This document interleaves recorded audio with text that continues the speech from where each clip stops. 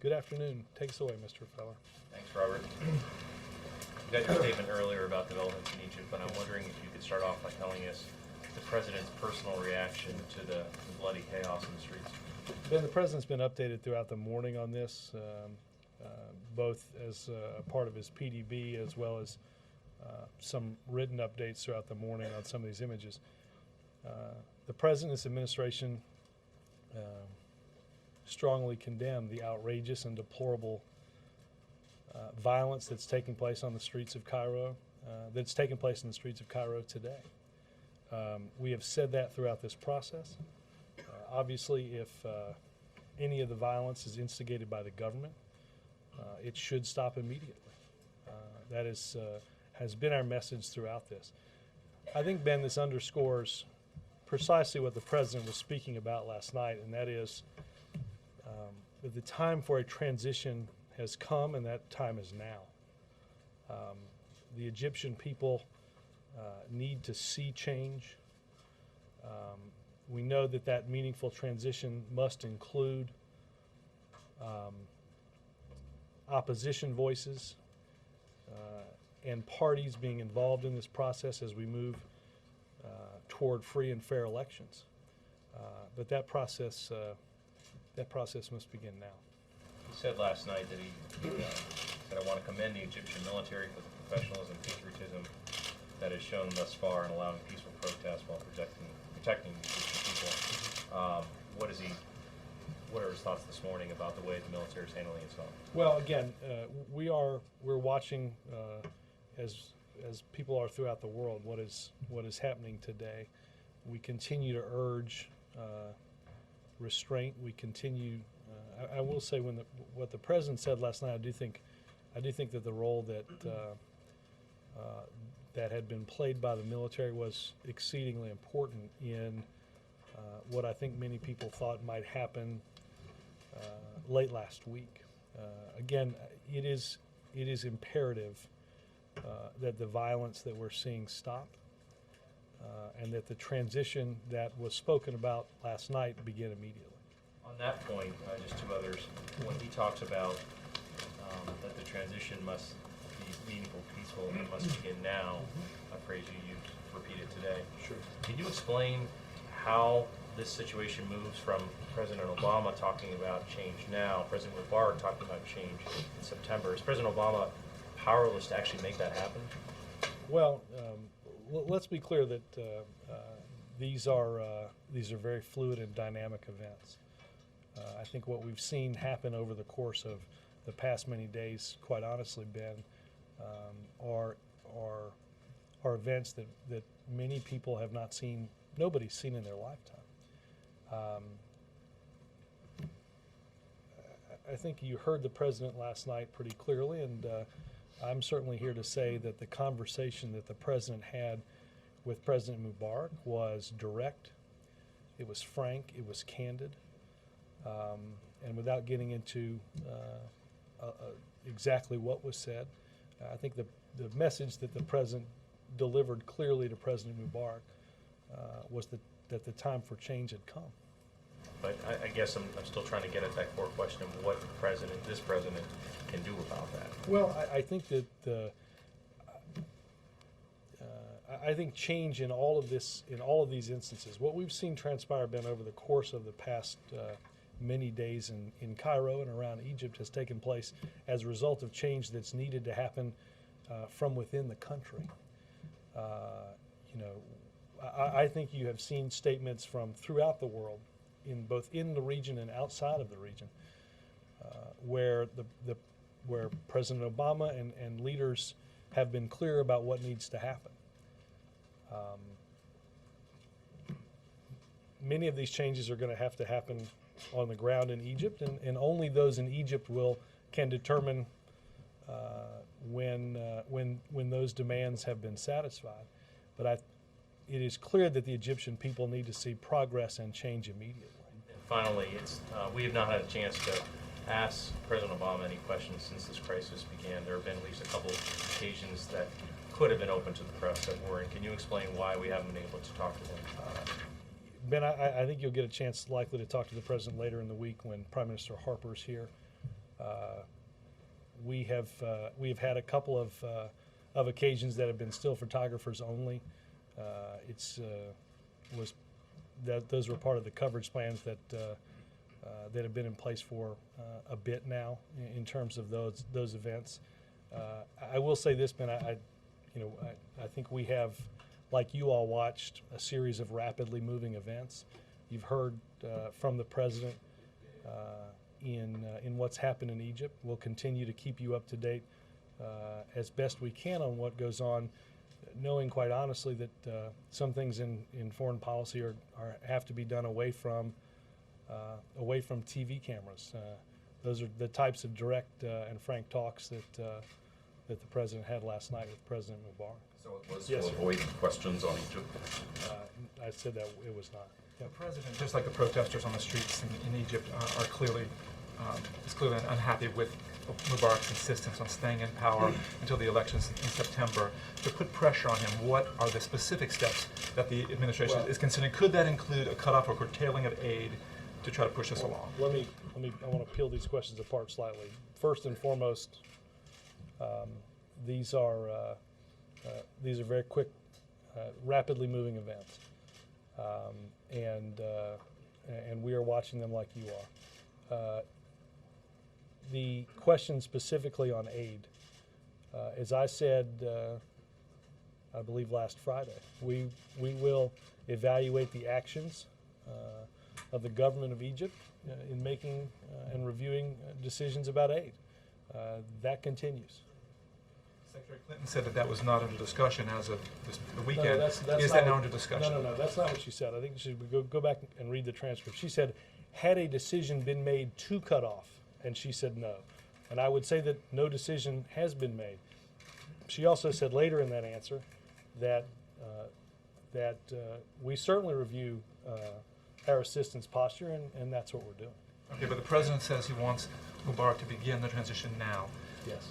Is he asking him, with those words, to say that he's leaving before September, to announce his resignation, or to speed up the election process? Well, Matt, some of these obviously are decisions that are going to be, as you've heard the president say, need to be made in concert with a whole host of and full range of voices on the ground in Egypt.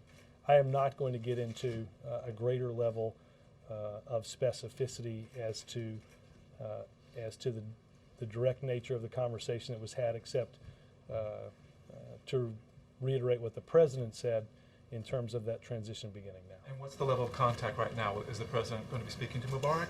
Has Ambassador Wisner had further contacts, either meetings or talks? Ambassador Wisner remains in the country. I do not know of plans as I walk out here to speak with President Mubarak today. I know the president did end his call by telling the president that he would remain in contact and would feel free to. President Obama would feel free to call at any time if he needed to speak directly with President Mubarak. Obviously, there are a range of conversations that are happening throughout our government at many levels. We have a very, very capable embassy and an ambassador there that's working with former Ambassador Wisner on a full range of these problems. Jake. I assume as this crisis has developed that the president and the national security team have been gaming out all the possible outcomes each step of the way. Is that a safe assumption? I think we have done that as events have transpired and as events have changed. Sure. I will say this, Jake, I would go back again and look at what this administration, what this president has said specifically about changes that need to happen to respect the universal rights that we've spoken of both in Egypt and throughout the Middle East. And I would point you to Secretary Clinton's recent speech in Doha as outlining a series of these steps. As you game this out, what's the best case scenario here, and what's the worst case scenario? Well, I don't want to get into a series of hypotheticals because I think we would. You just said you guys are getting into a series of hypotheticals. I'm just not going to get into them here. Of course, we are we are planning for a full range of scenarios. I think it's important, Jake, to understand that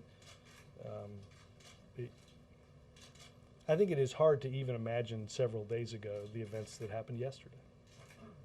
So events across this landscape are happening very quickly. We're watching those events. We're planning for those events. There's a deputies committee meeting that starts very shortly, where we will get into they will get into a whole range of issues.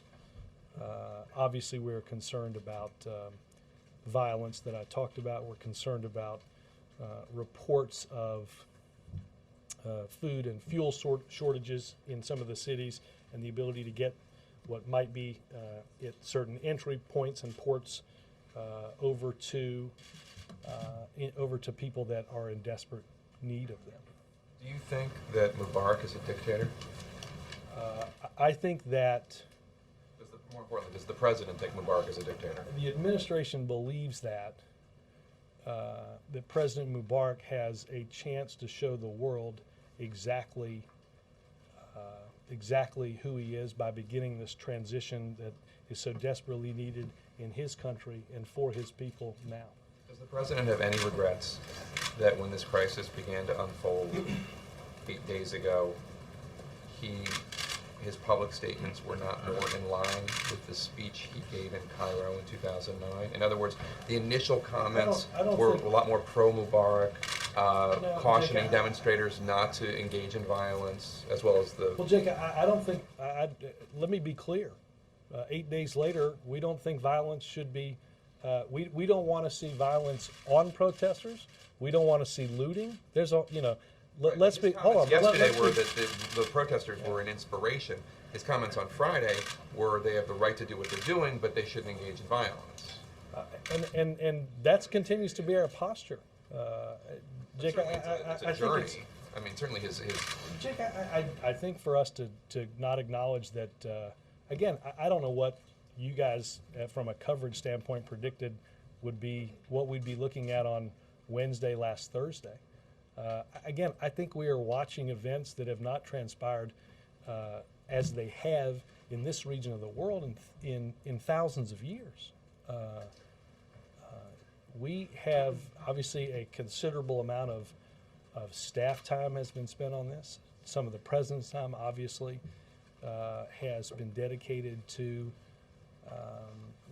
watching and watching, taking note of, and responding to the events that have transpired. Again, what we're watching is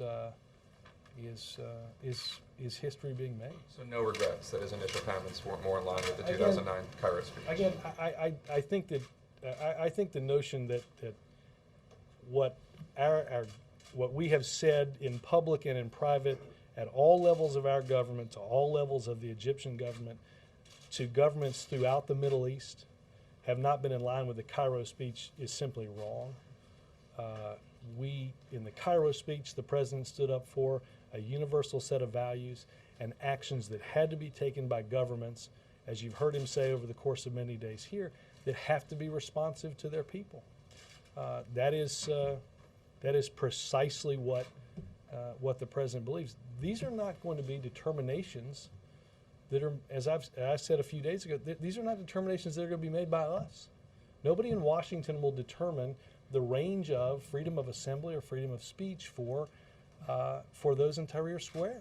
And I don't think anybody in Tahrir Square is looking for us to gauge what the fence posts are on those freedoms. No, I think they're there. They want the president to be standing up more for them and less for Mubarak. I think that's what they're telling our reporters anyway. I think I don't know to the degree to which they've heard everything that the president said. I think the notion that that the president has somehow shifted from one side to the other is completely inaccurate. Thank you, Robert. When you talk about the transition happening now, how do you define now? Because now to me means today, not September. Well, no, now means yesterday, because when we said now, we meant yesterday. Right. So, I mean, But I think the when you say definition now of today, now it is, It means now. At No, I this meant moment, yesterday. or yesterday. This is, again, I want to be clear, this is, though we are in the here and now started yesterday. Again, I think that's what, Dan, what the people of Egypt want to see is not some process that starts a week, a month, or several months from now. So you're not This satisfied is with a- September as an out date for If President you're Mubarak? asking me if now is September, it is unseasonably warm, but it is not September. Now means now. The transition, there are things that the government needs to do. There are reforms that need to be undertaken, and there are opposition entities that have to be included in the conversations as we move toward free and fair elections that we've advocated for quite some time. So is the White House then satisfied with Mubarak in power until September? Again, I am not going to, I'm not going to get into all the details of what they discussed. The conversation was frank, and the transition must begin now. What was the major event that seemed to cause a shift in I guess, policy for this administration? A week ago, talking about Egypt being a stable government, seemingly supporting Mubarak, and now I think I trying was to asked nudge if, him. I mean, Dan, again, I don't know what, I'm not in editorial meetings at CNN. I don't know what a week ago you guys thought we would be seeing now. I don't I'm not know. saying what we've seen, I'm saying what you No, were no, saying then but hold was that on, it was a but- stable government. But Dan, if And- you're asking me if events have changed over the course of the week, the answer to that is of course. I'm not saying, I said, what was the one event that caused the shift from I saying don't- that it is Again, I don't, stable? there have been a series of events on the ground that have, I think, shifted, quite frankly. When you shift anchors into the region, I assume that's based on some things that are happening into the ground, on the ground. Events have, again, moved enormously quickly in a very volatile region of the world.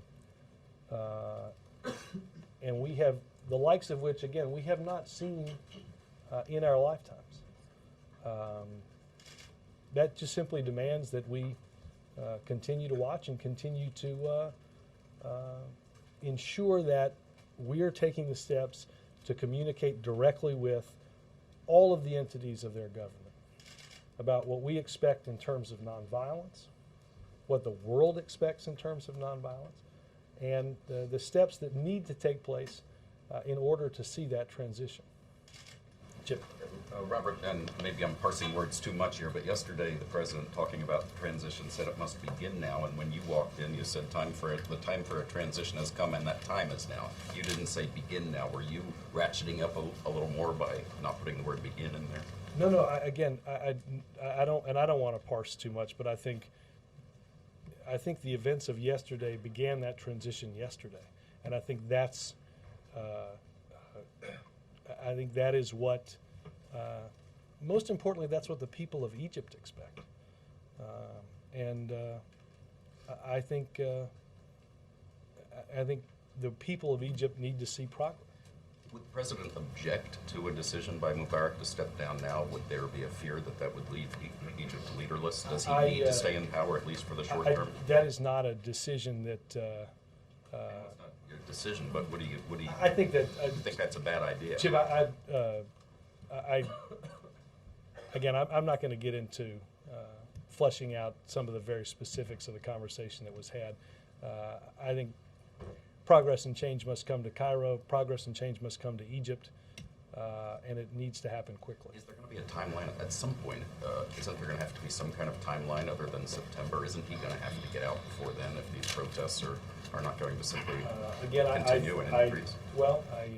I assume those are discussions that are being had by the top levels of their government. And are they being had by the top levels of our government?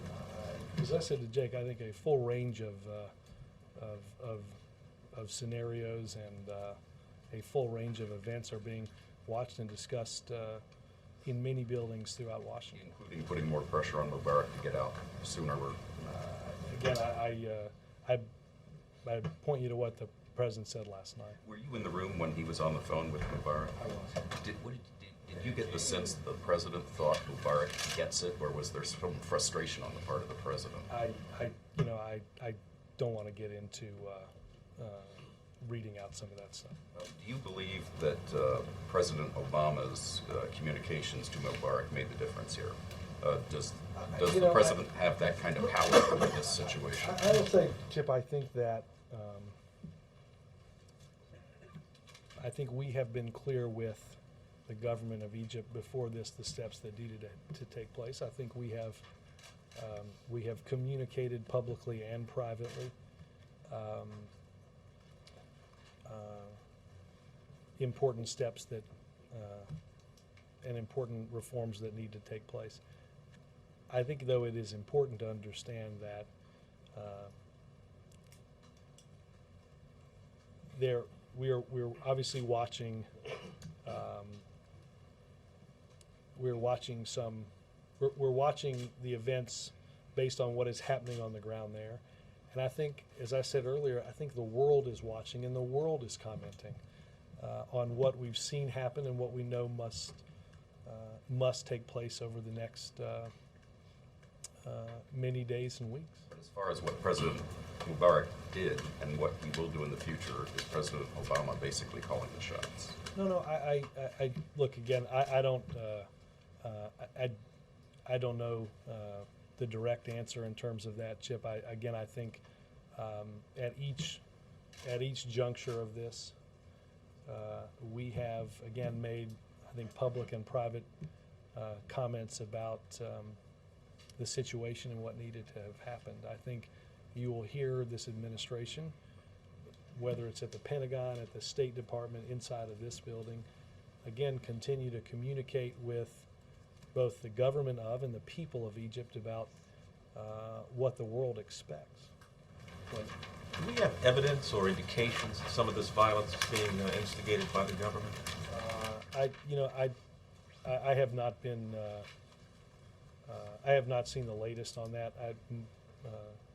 In terms of whether or not we do, Wendell, I don't know the answer to that. Suspicions?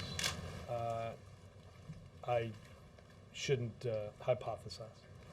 Again, I think what's important, though, is that the message must be that the violence stop, and that in the event that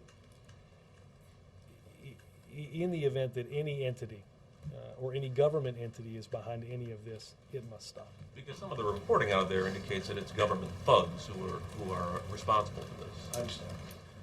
Did the president ask Mr. Mubarak to supervise the transition? Did he ask him, don't leave, supervise the transition of power? Again, I'm not going to get into the specifics of. I think it.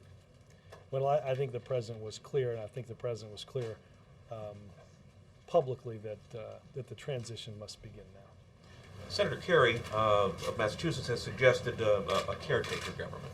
Does the president support that? I've not seen exactly what he suggested, and I'm happy to take a look at that. Thank you. Did the president get any indication from Mubarak that there was going to be a crackdown today? No. Even if I understand if you can't talk about hypotheticals, but was it made clear, did the president make clear to Mubarak that there were consequences in the American-Egypt relationship if he did not? Well, I think if he did not take the president's suggestion? We've been clear with the government, and the president was clear on continued stance of nonviolence. Quite frankly, we would not have accepted anything less. Again, I think we have.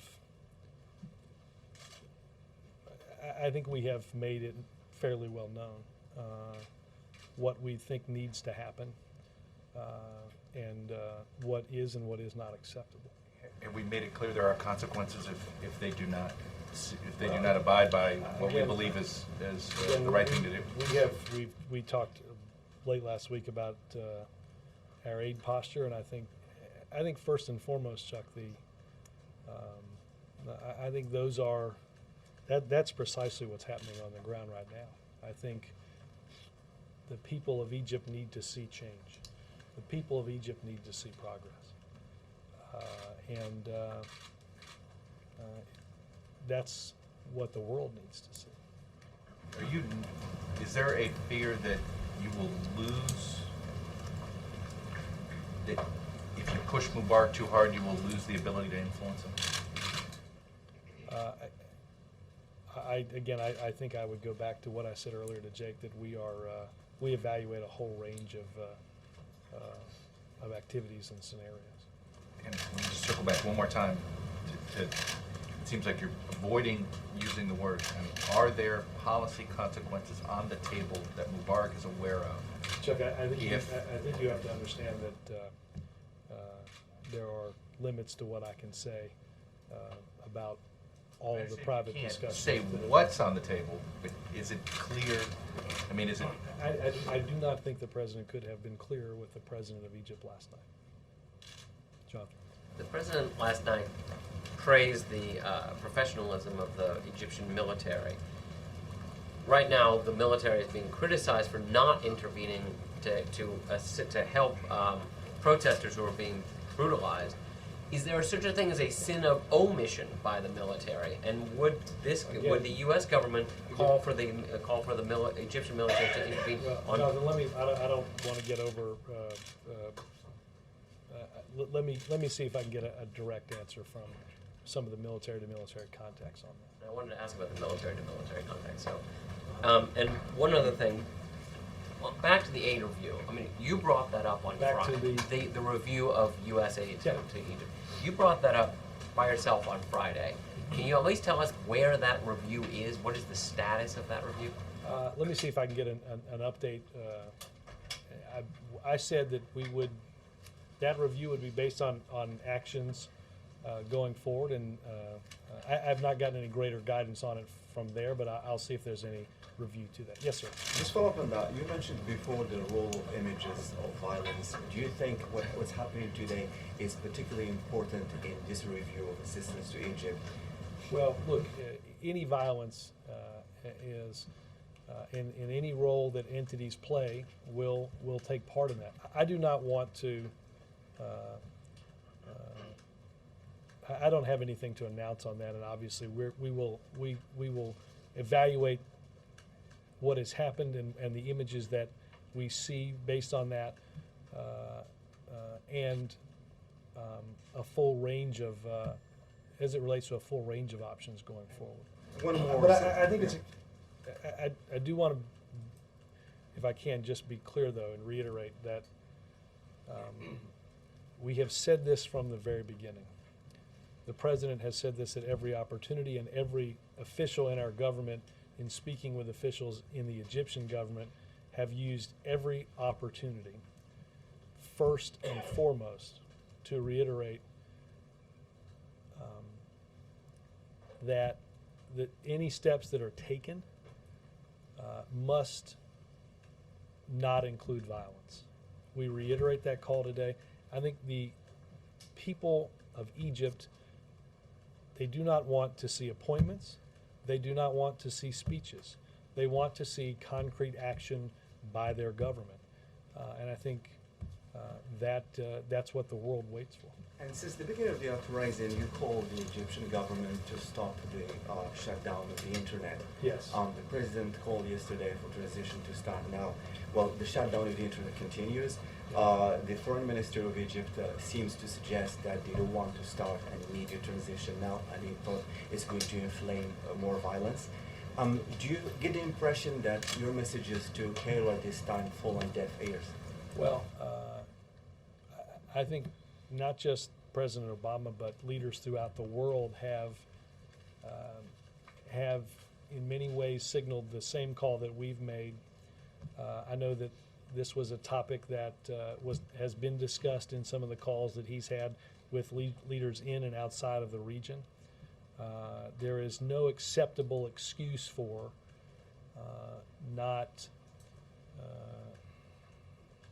turning back on the internet, giving people the ability to communicate with cell phones, to access social networking sites. That stuff, those are, as you heard the president say in trips throughout the world and in calls with the government of Egypt, those are part of the basic human freedoms that people everywhere should enjoy. Do you think the government of Egypt is responsive to you at this time? I think that given the reports that internet reception remains spotty at very best, they have not yet done what needs to happen as it relates to fulfilling that individual and basic right. Peter? Robert, following up on Wendell's question, what was your motivation for raising the specter that the Egyptian government may have been involved in instigating trouble today? It is something that I think at all levels we want to ensure that the message that is sent, and the reason I said the first message that is talked about in what we say, what I say, and what, bless you, what you see others say is the need to respect the rights of individuals and to ensure that this is done in an orderly and peaceful way. I just want to make sure, Peter, that everyone understands that violence at any level is unacceptable. There are reports that that the administration does have evidence that someone in authority in the Mubarak government gave the go-ahead for these people to go into that square. I've been out getting ready to go into this, and I have the last meeting I was in on this was earlier this morning, so I can go see if there's anything that I know of on that. And finally, excuse me, you've had a lot of questions. If you listed a number of things that the deputies were taking up in this meeting, would it be safe to assume that they're also going to talk about the very stability of the Egyptian government? Yes, I mean I think there's we have talked throughout this process about the transition, as I mentioned a second ago, being peaceful and orderly, and I think stability in the country, in and around in the region is tremendously important. Most importantly for the people. Yes, ma'am. Would military officers be good leaders of this orderly transition, given the restraint they've shown so far? I'm not going to get into picking either transitional or future leaders of Egypt. I think that's something that the people of Egypt and a broad cross section of those in political entities are going to decide for their country. And is the U.S. preparing any sort of aid package for Egypt? Well, as the president said last night, we stand ready to, and I think one of the, again, as I mentioned earlier, I think one of the topics that was likely to be discussed this afternoon was what assistance needs or could be provided to meet some of the basic needs of the Egyptian people. What processes can we undertake, as I said, to see if there's a way to move some of those resources from entry points or ports into cities and areas that are in need of those resources. Any idea on specifics, dollar amount, or No, nothing that I have to announce here. And who else in the region has the administration made contact with? Well, I know the president spoke late last evening with King Abdullah of Jordan. I don't know of any other calls that he's made today. Can you talk about what came of that discussion? Let me see if I can get some more information on that. Scott. Robert, what's the president meeting with Senators McCain and Bingham? Well, Senator McCain, there's a whole host of issues that ranging from certainly domestic to foreign policy that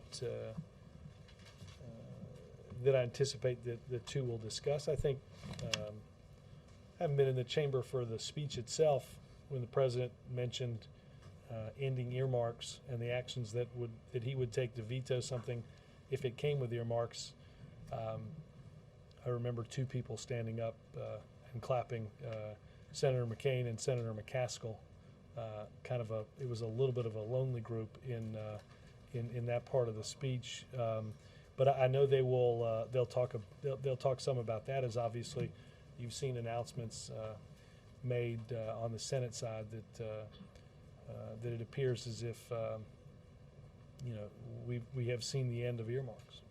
And Bingaman? Bingaman, obviously, Senator Bingaman plays an important role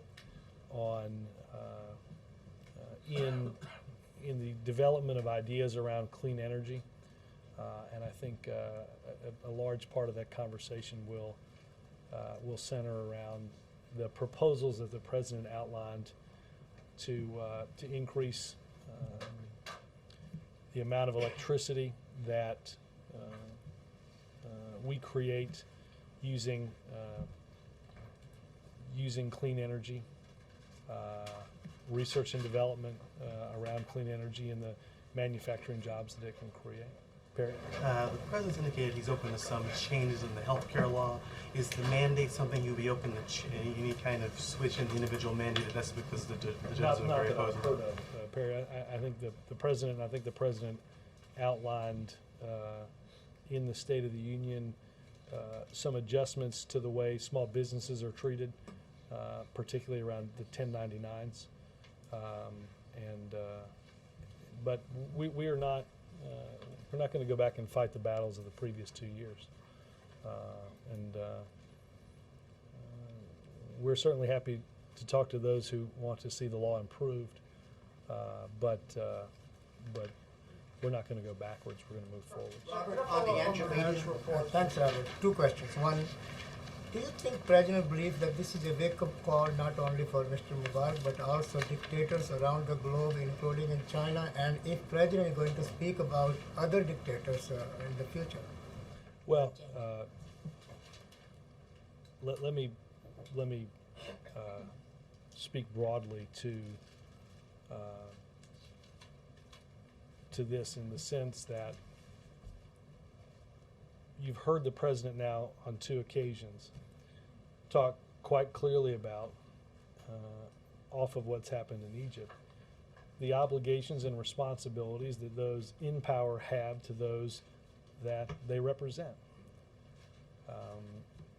I think you can go through a whole host of our discussions on both a public and a private level with leaders throughout the world about steps that we believe need to be taken to improve human rights, to improve basic rights, and to uphold individual liberties. Those are discussions that the president will continue to have in public and private with leaders throughout the world. Second, if I may, WikiLeaks and Julian has been nominated for Nobel. And do you believe that WikiLeaks, all the leaks are authentic, has not been altered? I'm sorry?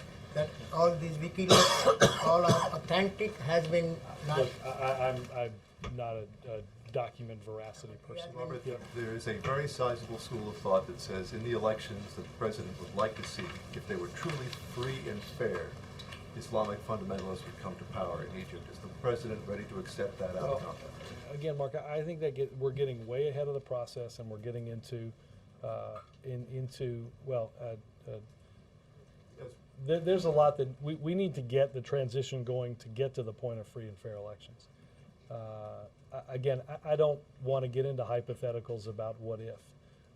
I think what we would like to see is a continued stable partnership with a country that has played an invaluable role in providing some stability to a volatile region in the world, and that we would expect that a government, that whatever government comes next, that government respect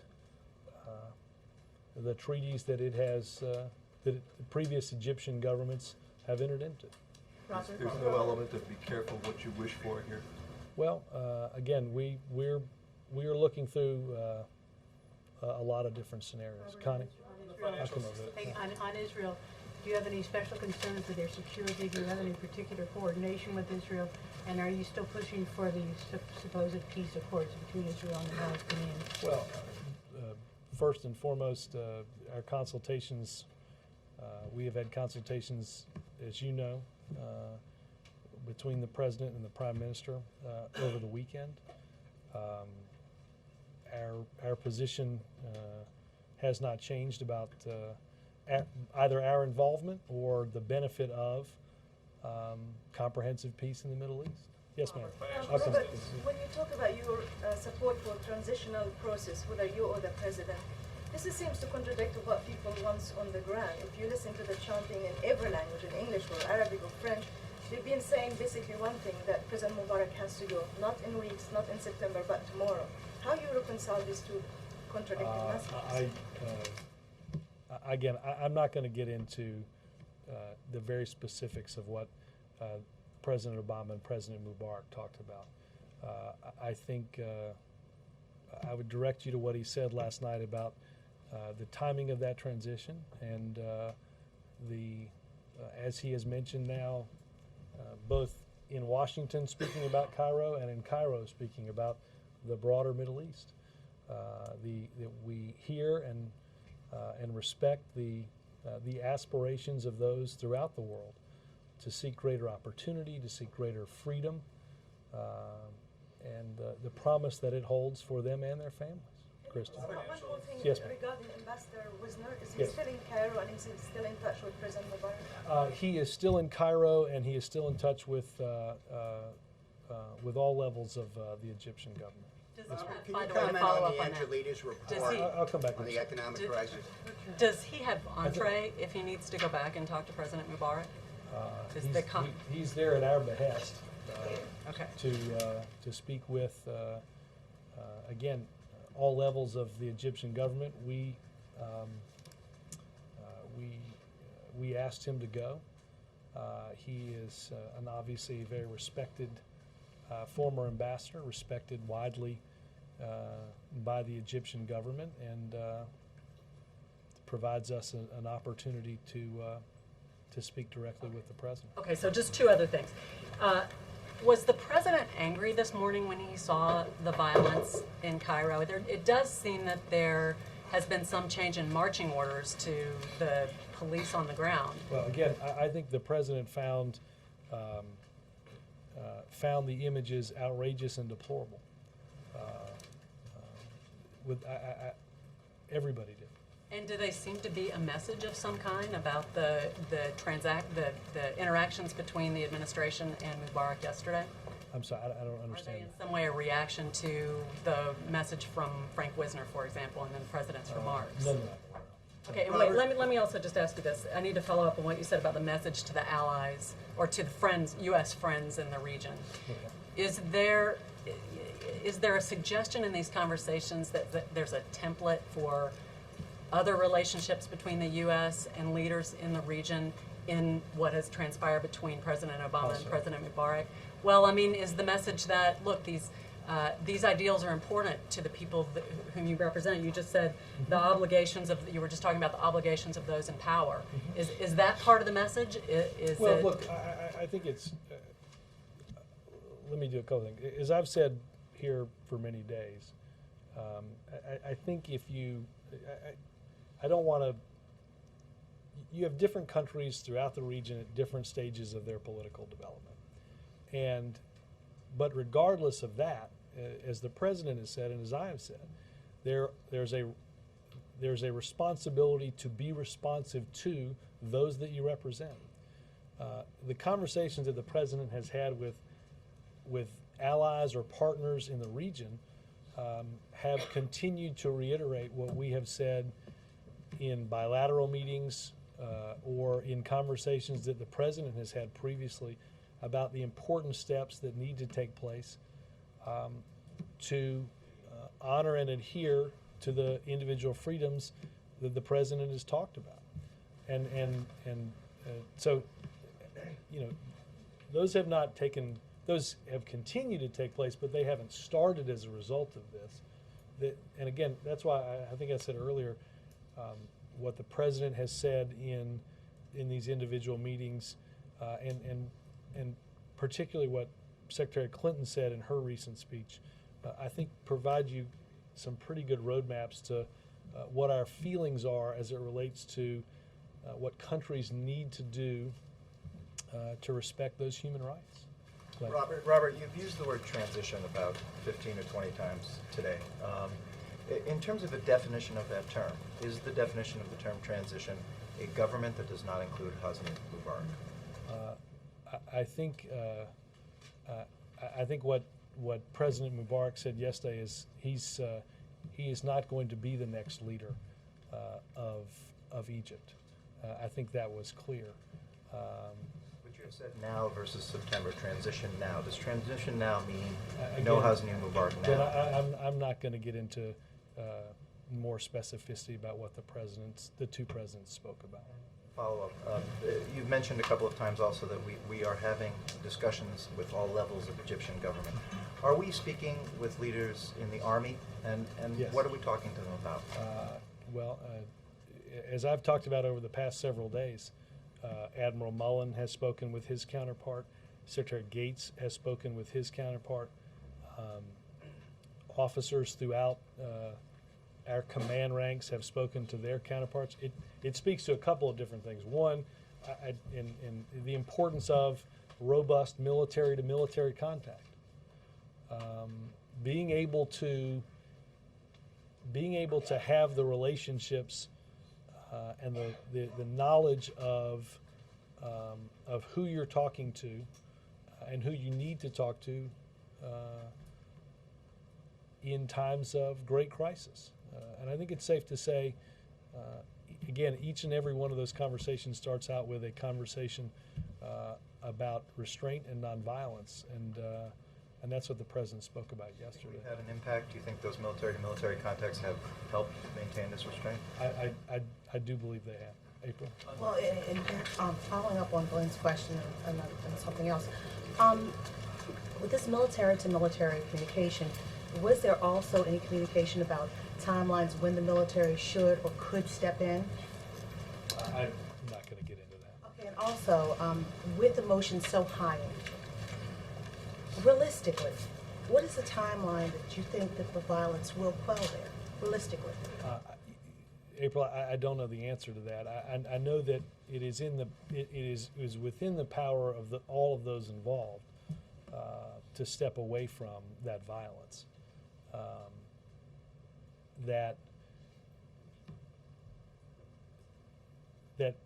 And I said very early on in this that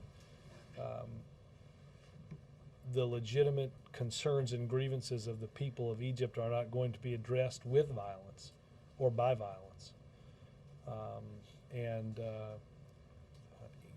It is our hope that what we saw today we won't see tomorrow or Friday or into the weekend. Obviously, this is going to take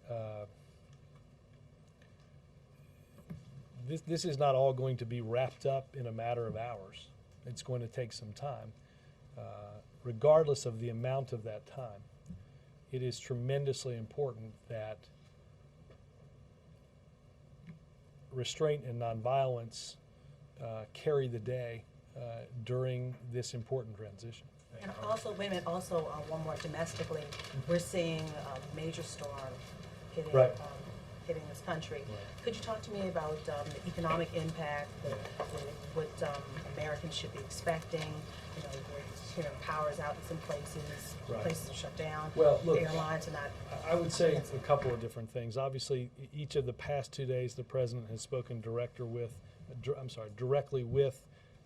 FEMA Director Craig Fugate on the preparations that we are assisting with across the number of states that have been affected by the breadth of this winter storm. I think you all got a readout yesterday that indicated that FEMA had coordinators on the ground across the arc in the country of where we were predicted to see that winter weather. They spoke again today. The president received another update. I believe the FEMA director was going to do a briefing on camera today to talk about some of the preparations that have been had as we assist state and local entities and as we help businesses deal with the repercussions of, say, losing power or things like that. Obviously, we anticipate that we could see appeals for disaster declarations, again, which come from the state level up to the federal level.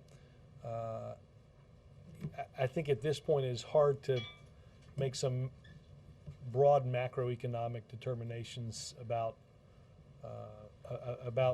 the impact of this storm. Obviously, we've had tricky weather for, as is the wont of this time of the year, for many weeks. How that affects some economic statistics or hiring certainly remains to be seen. Numbers just on the airline shutting down. You know, I would point you to DOT and FAA for the particulars of that. I mean, obviously some of the pictures that you see in places that are used to dealing with pretty tough weather, dealing with, you know, snow on the magnitude of 20 inches. It's a stunning thing. President glad he's not in Chicago today? We did remark that my son gets excited anytime it turns cold because he knows there's a decent chance that he won't have school. But we did remark that I guess this is the first time in 12 years that kids have shared that same feeling across the city schools in Chicago. So Working on his house in Chicago. That's a very good question. I don't know the answer to that. I think No, seriously. you guys should email it. Yeah. That's I wouldn't wave you off that answer. I wouldn't wave you off. Margaret. Yeah. Chuck thought Rom was the sidewalk outside of the.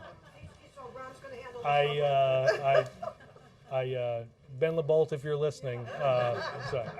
Go ahead, Margaret. So I've got a very quick one on Egypt and a slightly more complicated one. The quick one is, did President Mubarak... The Egypt is the easy one? They're both about Egypt. The first one is, did President... Go ahead, I'm sorry. The first is, did President Mubarak explicitly commit on his call yesterday with the President to nonviolence? And I'll just ask you this. I'll say this. The President reiterated that any action, any events should take place with the same restraint and nonviolence that we've seen. And as I said to Chuck, we received no indication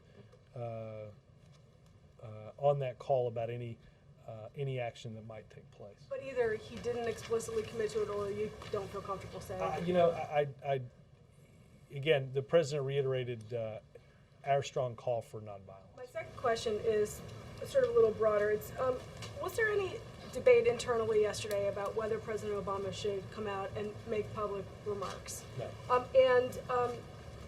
What do you hope is gained domestically from doing so? We know internationally, and especially the people of Egypt, what the thrust of his message is, what he wants them to hear. What does President Obama want Americans to hear about his leadership, about his command over foreign policy, and about why anything that happens in Egypt affects us at all? I got to tell you, Margaret, that of the three scenarios that you just outlined, I've not heard discussion of the first two inside of here in terms of dealing with events. We have had, and we've talked about this in here, we've had an extremely important governmental partnership the past many years with Egypt. As I've talked about even today, providing the cornerstone for stability off of the Camp David Accords. So I think there is a great imperative that the relationship that we have with Egypt and with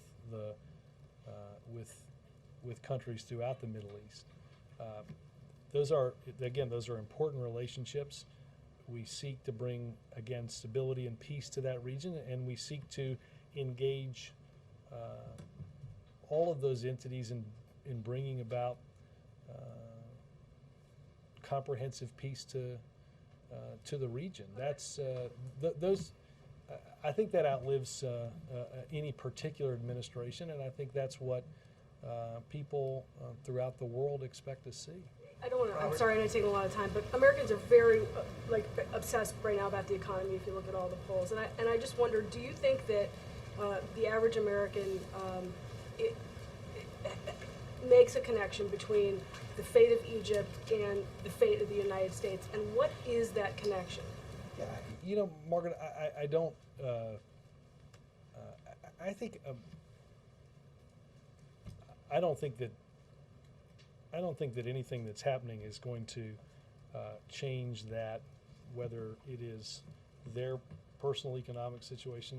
Somebody just asked about the weather, which obviously is of some great cause and concern for a huge swath of this country. But we understand what peace and stability, and we understand what uncertainty and instability bring to the global economy and to the global economic recovery. I think that this is an administration that obviously has spent a considerable amount of time working on the storm, on Egypt, but continues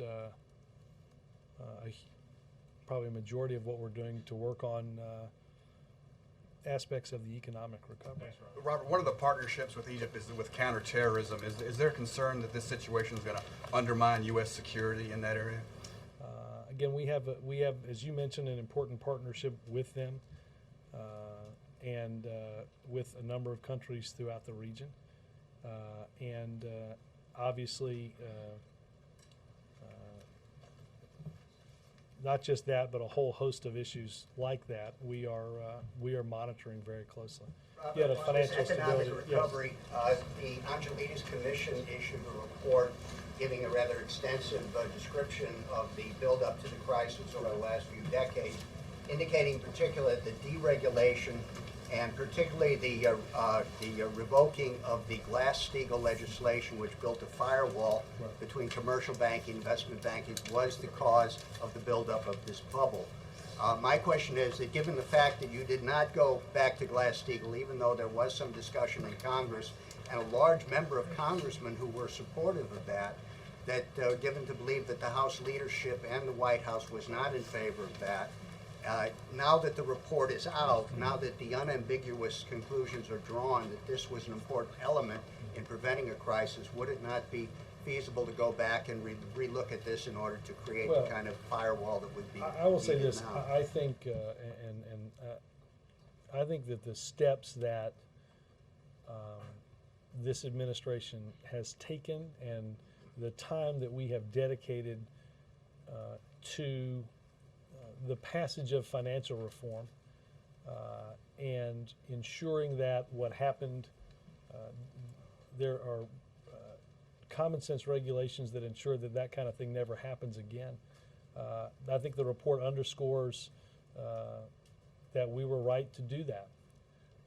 We have put into place resolution authority. You've seen the beginnings of